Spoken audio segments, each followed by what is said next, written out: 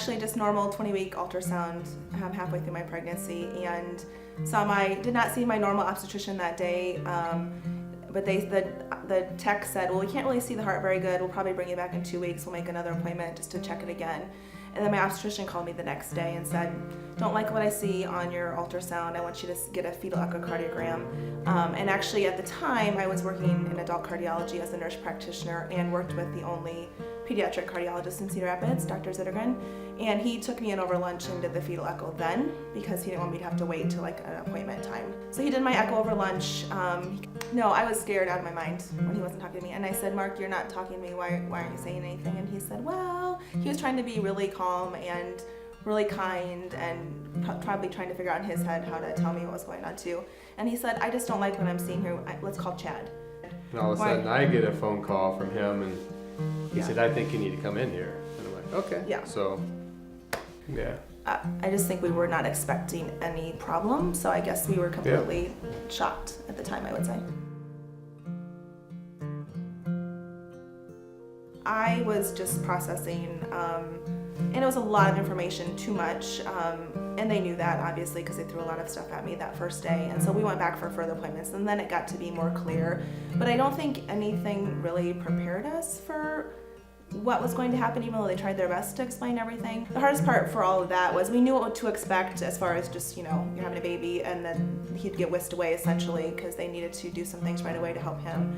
But the hardest part for me after that was I didn't get to see him for a good 24, 36 hours, I think. He was very sick after his first surgery. He was on external bypass machine. Maximum is typically 3 days. He was on it for 9. He was very sick. He tried to die a few times, that hospitalization. Yeah.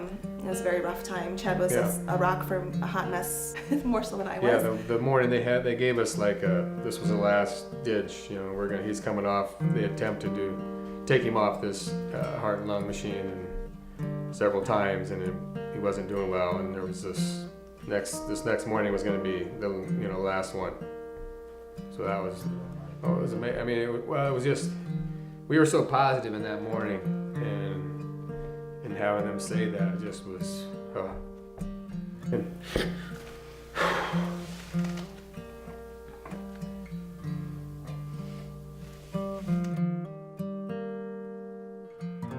Normally I am strong. I'm like, stuff doesn't, but now that we can talk about it, it's tougher. Yeah, it's rough.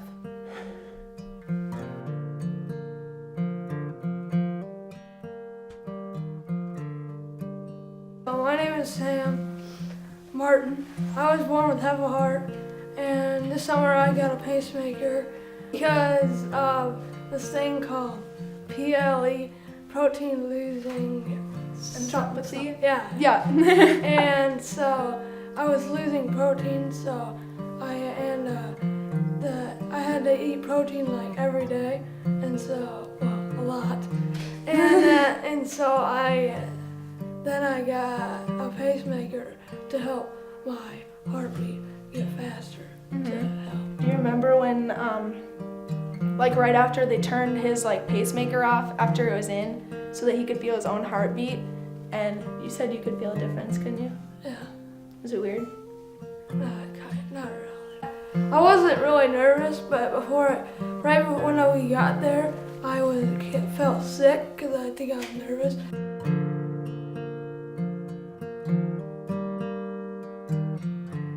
He's pretty easygoing, so I don't think really it was a big scare to him when they had told him that, because I think that he had imagined that probably later in his life something was going to have to happen, because it's never I don't think that we pictured it as being easy after the first 3 surgeries, that just nothing else was going to pop up. So I was driving back from getting my prom dress in Wisconsin. My mom and I drove up to Wisconsin to get a prom dress because I was just kind of talking about who am I going to take to prom? I don't even know who I'd want to go with. I have friends that I could, but I was like, eh. And then my mom was like, wouldn't it be funny if you went with Sam? I was like, he's my best friend. So spending that time with him was something that was really important to me. I truly wanted him to be with me because he really is probably my best friend. So that was really awesome for me. We went and we took pictures and made him smile. He was not Hard to do. Yeah. And we went out to eat, and then we went and danced for hours. It was fun. I remember the week after, like 1 week out of surgery, I look outside and Sam and then my other brother Jake were outside playing soccer, like just running around and tackling each other. So that was really cool. You know, for those 10 years, he was as normal as I would ever expect a kid to be. I mean, it seemed like, he could ride his bike, he could do all those things, and didn't seem to run out of a lot of steam, you know. And so he just pretty much treated him like a normal kid, you know. Family gathered around him, helping us through times of hardship. We thought he we're just happy. We just are thankful for every day we get. I guess that's the biggest thing. We know that heart transplant is something that may be something that's necessary for Sam at some point in his life.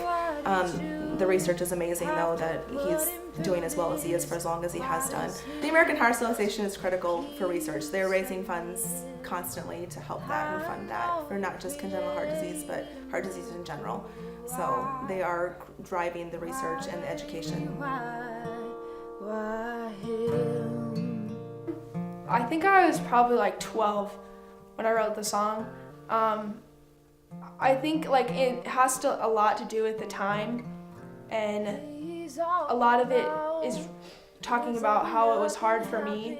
Yes, it was for him and I wrote it about him, but it reflects a lot on how like I think everybody felt about the situation and like just confusion.